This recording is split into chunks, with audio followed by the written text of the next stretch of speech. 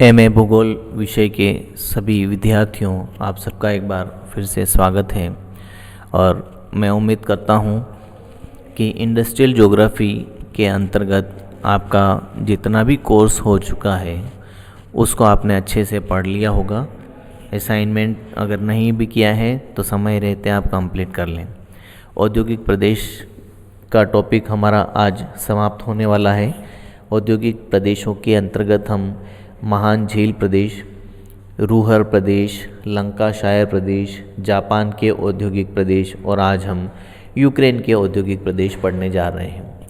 औद्योगिक प्रदेशों के चैप्टर में ये अंतिम चैप्टर है यूक्रेन।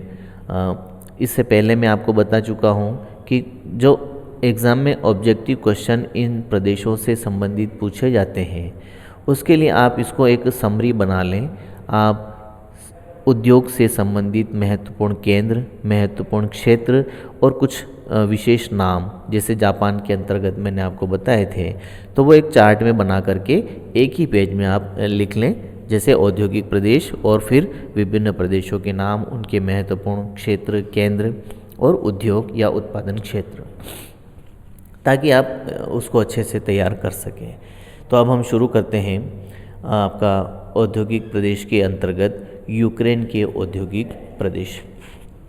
यह क्षेत्र लौह इस्पात उद्योग और छोटे हथियारों के उत्पादन के लिए प्रसिद्ध है और इसका जो मुख्य केंद्र है वो क्रिवोई रोग और कीव है। आप ये मैप देखेंगे, इस मैप में आपको अच्छे से दिखाई देगा ये यूक्रेन, ये कीव, ये निप्रो नदी बताई गई है सेंटर में, और इधर आप देखेंगे पूर्व में रशिया है, फिर उत्तर में बेलारूस, आप ऐसे ही चलते जाएं, पोलैंड, रोमानिया, मालदोवा, दक्षिण में आपका ये ब्लैक सागर है, काला सागर, और एक तरफ आप देखेंगे सी ऑफ अजोव अर्थात अजोव सागर।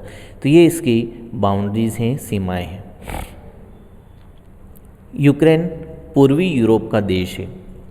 इसकी सीमाएं पूर्व में रूस, उत्तर में बेलारूस, पोलैंड, स्लोवाकिया, पश्चिम में हंगरी, दक्षिण पश्चिम में रोमानिया और मालदोवा, दक्षिण में काला सागर और अजोव सागर से मिलती है। कीव नामक शहर यहाँ की राजधानी है और सबसे बड़ा शहर भी है।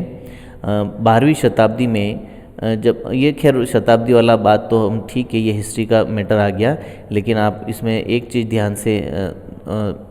ध्यान में रखेंगे और वो ये रहे कि ये पहले रूसी साम्राज्य का हिस्सा था और उसके बाद सोवियत संघ के संस्थापक सदस्यों में से यह एक था। यूक्रेन एसएसआर संयुक्त राष्ट्र संघ का संस्थापक सदस्य 1945 में बना था, यूक्रेनियाई एसएसआर। ठीक है, सोवियत संघ के विघटन के बाद फिर यूक्रेन स्वतंत्र देश के रूप में उभर कर सामने आता है। ये इसका मैप आप देख सकते हैं जिसमें विभिन्न देशों के साथ इसकी सीमाएं दर्शाई गई हैं। अब इसके जो महत्वपूर्ण औद्योगिक प्रदेश हैं हम उसकी बात करते हैं। यूक्रेन का प्रदेश, इसका अधिकांश भाग या इसका अधिकांश पश्चिमी भाग यूक्रेन में स्थित है। लौह इस्पात निर्माण का ये मुख्य क्षेत्र है। इसमें डोनेट्स बेसिन का कोयला भंडार है। क्यों ये क्षेत्र उद्योग के रूप में प्रसिद्ध हुआ, औद्योगिक प्रदेश बना, तो क्या क्या सुविधाएं इसे मिली, हम उसकी बात कर रहे हैं। कौन कौन से महत्वपूर्ण क्षेत्र हैं, जैसे आपने नाम सुना भी होगा दोनबास क्षेत्र। दोनबास क्षेत्र कोयले के लिए प्रसिद्ध है जिसे डोनेट्स बेसिन के नाम से जाना जाता है। क्रिवोई रोग लौह अयस्क के लिए प्रसिद्ध है। नीपर विशाल जल विद्युत शक्ति गृह है। निस्तर, दोनेस और नीपर ये यहाँ की नदियाँ हैं जिन पर विद्युत शक्ति गृह बनाए गए हैं। निकोपोल क्षेत्र से मैग्नीज और कोबाल्ट धातुएं प्राप्त की जाती हैं। कर्च से वेनेडियम और इसके उत्तर से जस्ता, सीसा, बॉक्साइट आदि प्राप्त होते हैं। निकितोवाका क्षेत्र से पारा और मैग्नीशियम, एंटीमनी आदि प्राप्त किया जाता है और झनादोव से जिरकोनियम धातु प्राप्त होती है। नीपर, दोन, वोल्गा और काला सागर ये सस्ते जल परिवहन की सुविधाएं प्रदान करते हैं। कृषि उत्पादन भी इस क्षेत्र में होता है। कृषि उत्पादन से कृषि हेतु कच्चे माल जैसे चीनी निर्माण के लिए चुकंदर, वनस्पति तेलों के सूरजमुखी के बीज, कपास आदि प्राप्त होते हैं जो विभिन्न उद्योगों में काम में लाए जाते हैं। खनिज तेल उत्पादन के क्षेत्र इसके निकट बाकू, ग्रोजने, माइकोप आदि में स्थित हैं, इसलिए ये सुविधा भी इन्हें नज़दीक से प्राप्त हो जाती है। यह प्रदेश पूर्व सोवियत संघ का सर्वाधिक सघन जनसंख्या का प्रदेश है और इसके कारण उद्योगों को दक्ष श्रमिक और उपयुक्त बाजार उपलब्ध हो जाता है। तो सघन जनसंख्या के कारण सस्ते और कुशल श्रमिक भी मिल जाते हैं और निर्मित सामग्री हेतु एक विस्तृत बाजार भी उपलब्ध हो जाता है। पूर्व सोवियत संघ में उच्च स्तर की औद्योगिक तकनीकी सुविधाएं प्राप्त हैं। तो इन सभी सुविधाओं के कारण यूक्रेन एक प्रधान औद्योगिक प्रदेश बना। तो अगर आपसे कोई पूछ ले या परीक्षा में ये प्रश्न पूछ लिया जाए कि यूक्रेन औद्योगिक प्रदेश हेतु सहायक कारकों का वर्णन कीजिए, तो आप शॉर्ट में आप लिख सकते हैं कोयला भंडार, लौह अयस्क, विद्युत शक्ति ग्रह सुविधा, है ना, विभिन्न खनिजों की प्राप्ति, सस्ते जल परिवहन की सुविधा, कृषि उत्पाद, कच्चा माल, खनिज तेल निकट स्थित क्षेत्रों से मिल जाता है, सघन जनसंख्या के कारण कुशल श्रमिक और साथ ही क्या मिलता है, एक विस्तृत बाजार उपलब्ध हो जाता है। तो इन्हीं सुविधाओं के कारण यूक्रेन औद्योगिक प्रदेश के रूप में उभर कर सामने आता है।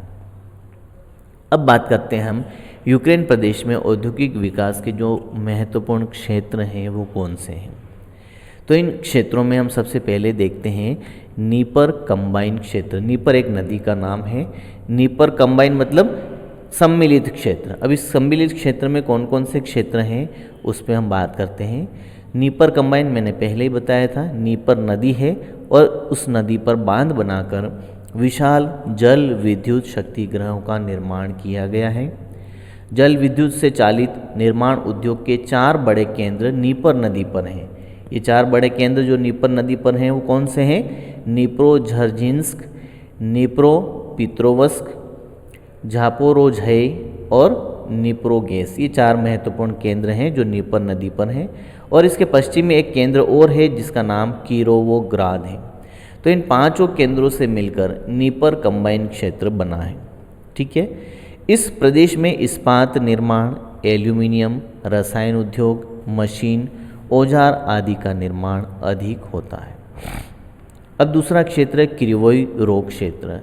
क्रिवोई रोग एक ऐसा क्षेत्र है जो लौह अयस्क के लिए प्रसिद्ध है और इस क्षेत्र का विस्तार क्रिवोई रोग से निकोलाई तक फैला हुआ है। यहाँ बड़े पैमाने की इस्पात मिलें और सूती वस्त्र मिलें कार्यरत हैं, स्थापित हैं। निकोलाएव और ओदेसा में कृषि यंत्रों, वस्त्र और जलपोतों का निर्माण किया जाता है। इनके कारखाने स्थित हैं।